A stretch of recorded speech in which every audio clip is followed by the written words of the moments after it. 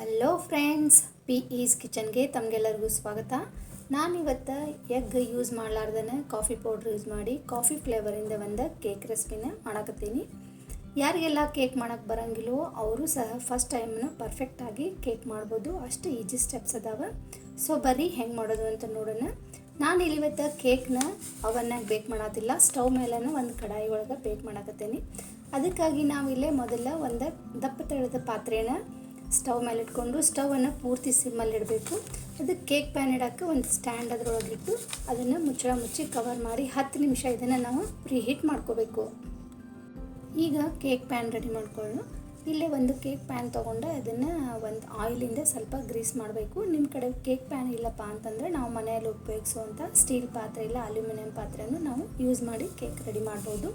ಇದನ್ನು ಸ್ವಲ್ಪ ಎಣ್ಣೆಯಿಂದ ಗ್ರೀಸ್ ಮಾಡಿದ ಮೇಲೆ ಇದಕ್ಕೆ ಒಂದು ಬಟರ್ ಪೇಪರನ್ನು ಕಟ್ ಮಾಡಿ, ಅದೇ ಸೈಜಿನ ಬಟರ್ ಪೇಪರ್ ಕಟ್ ಮಾಡಿ ಬಟರ್ ಪೇಪರ್ನ ಫಿಕ್ಸ್ ಮಾಡಬೇಕು. ಬಟರ್ ಪೇಪರ್ ಇಲ್ಲಪ್ಪ ಅಂತಂದರೆ ನಾವು ಸ್ವಲ್ಪ ಮೈದಾ ಹಿಟ್ಟನ್ನು ಉದುರಿಸಿ ಕೇಕ್ ಪ್ಯಾನನ್ನು ರೆಡಿ ಮಾಡ್ಬೋದು. ಈ ರೀತಿ ಮೊದಲೇ ಕೇಕ್ ಪ್ಯಾನ್ ರೆಡಿ ಮಾಡಿ ಇಟ್ಕೋಬೇಕು. ಈಗ ನಾನು 2 ಟೀ ಸ್ಪೂನಷ್ಟು ಕಾಫಿ ಪೌಡ್ರ್ ತೊಗೊಂಡೀನಿ. ಇಲ್ಲೇ ನಾನು ಗ್ರೇನ್ಸ್ ಕಾಫಿ ಪೌಡ್ರ್ ತೊಗೊಂಡಿದ್ದೆ. ಅದಕ್ಕೆ ಸ್ವಲ್ಪ ಇದನ್ನು ನೀರು ಮಿಕ್ಸ್ ಮಾಡಿ ತೊಗೊಂಡೀನಿ. ನೀವು ಹತ್ರ ಇನ್ಸ್ಟೆಂಟ್ ಕಾಫಿ ಪೌಡ್ರ್ ಇದ್ದರೆ ನೀವು ಡೈರೆಕ್ಟಾಗಿನೇ ಹಾಕೋಬೋದು. ಈಗ ಇದನ್ನು ಒಂದು ಬೌಲ್ಗೆ ಹಾಕ್ಕೊಂಡು ಈಗ ಕೇಕಿಂದ ವೆಟ್ ಇಂಗ್ರೀಡಿಯೆಂಟ್ಸ್ ರೆಡಿ ಮಾಡ್ಕೊಳ್ಳೋಣ ಅಂತ. ಇದಕ್ಕೆ 3/4 ಕಪ್ಪಷ್ಟು ಶುಗರ್ ಪೌಡ್ರ್ ಮತ್ತು 1/4 ಕಪ್ಪಷ್ಟು ಹಾಲು ಹಾಕ್ಕೊಂಡು ಇದನ್ನು ಚಲೋತ್ತಂಗೆ ಮಿಕ್ಸ್ ಮಾಡೋಣ. ನೆನಪಿರಲಿ, ಯಾವಾಗೂ ಕೇಕ್ ಬ್ಯಾಟರ್ ರೆಡಿ ಮಾಡೋ ಮುಂದೆ ಮಿಕ್ಸ್ ಮಾಡೋ ಮುಂದೆ ಭಾಳ ಸ್ಮೂತಾಗಿನ ಮಿಕ್ಸ್ ಮಾಡಬೇಕು. ಈಗ ಇದನ್ನು 1 ರಿಂದ 2 ನಿಮಿಷಗಳ ಕಾಲ ಚಲೋತ್ತಂಗೆ ಮಿಕ್ಸ್ ಮಾಡಿ ಈಗ ಇದಕ್ಕೆ 1/4 ಕಪ್ಪಷ್ಟು ಎಣ್ಣೆನ ಹಾಕ್ಕೊಂಡು, ನೀವು ಎಣ್ಣೆ ಬೇಡ ಅಂತಂದ್ರೆ ಬೆಣ್ಣೆನೂ ಕರಗಿಸಿ ಹಾಕೋಬೋದು. ನೆನಪಿರಲಿ, ಎಣ್ಣೆ ಯಾವಾಗಲೂ ಸ್ಟ್ರಾಂಗ್ ಫ್ಲೇವರಿಂದ ಇರಬಾರ್ದು. ಆಮೇಲೆ ಇದಕ್ಕೆ 1 ಟೀ ಸ್ಪೂನಷ್ಟು ವೆನಿಲಾ ಎಸೆನ್ಸ್ ಮತ್ತು 1 ಚಿಟಿಕೆ ಉಪ್ಪನ್ನು ಹಾಕಿ ಇದನ್ನು ಇನ್ನೊಂದು ಸರಿ ಚೆನ್ನಾಗಿ 1 ರಿಂದ 2 ನಿಮಿಷಗಳ ಕಾಲ ಮಿಕ್ಸ್ ಮಾಡಿ.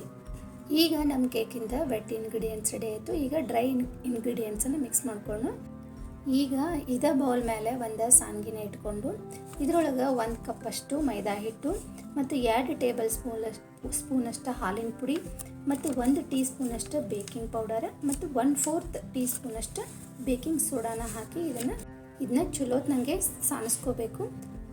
ಈಗ ಇದನ್ನು ಸ್ಮೂತಾಗಿನ ಮಿಕ್ಸ್ ಮಾಡಬೇಕು.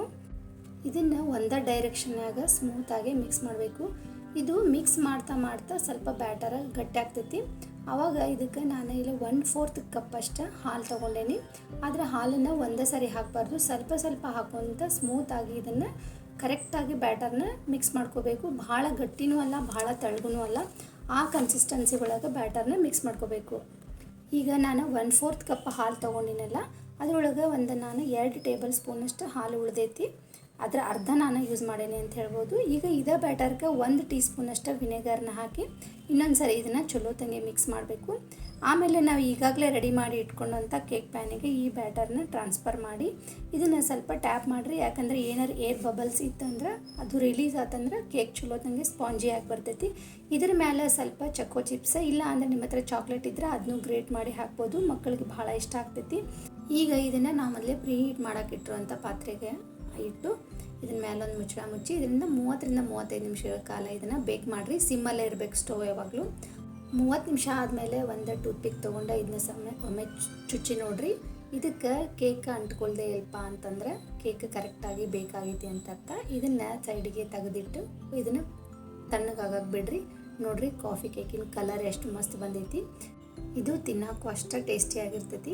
ಒಂದು 20 ರಿಂದ 25 ನಿಮಿಷಗಳ ಕಾಲ ಆದಮೇಲೆ ಕೇಕೆಲ್ಲ ಆರಿದ ಮೇಲೆ ಇದನ್ನು ಒಂದು ನೈಫ್ ತೊಗೊಂಡು ಸೈಡಿಂದ ಸ್ವಲ್ಪ ಲೂಸ್ ಮಾಡಿಕೊಂಡು ಈಗ ಇದನ್ನು ಹಿಂಗೆ ಉಲ್ಟಾ ಇಟ್ಟು ಸ್ವಲ್ಪ ಟ್ಯಾಪ್ ಮಾಡಿದರೆ ಮೇಲಿಂದ ಬಟರ್ ಪೇಪರ್ ತೆಗೆದುಬಿಟ್ರೆ ನೋಡಿರಿ, ಕಾಫಿ ಕೇಕಿನ ಕಲರ ಎಷ್ಟು ಮಸ್ತ್ ಬಂದೈತಿ.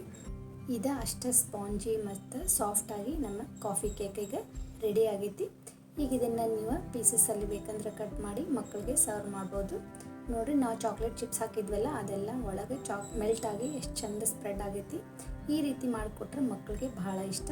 ಈ ಎಲ್ಲ ಸ್ಟೆಪ್ಸನ್ನು ಕರೆಕ್ಟಾಗಿ ನೀವು ಫಾಲೋ ಮಾಡಿದರೆ ಫಸ್ಟ್ ಟೈಮನ್ನ ಮನೆಯಾಗ ಪರ್ಫೆಕ್ಟಾಗಿ ಕೇಕನ್ನು ಮಾಡ್ಬೋದು.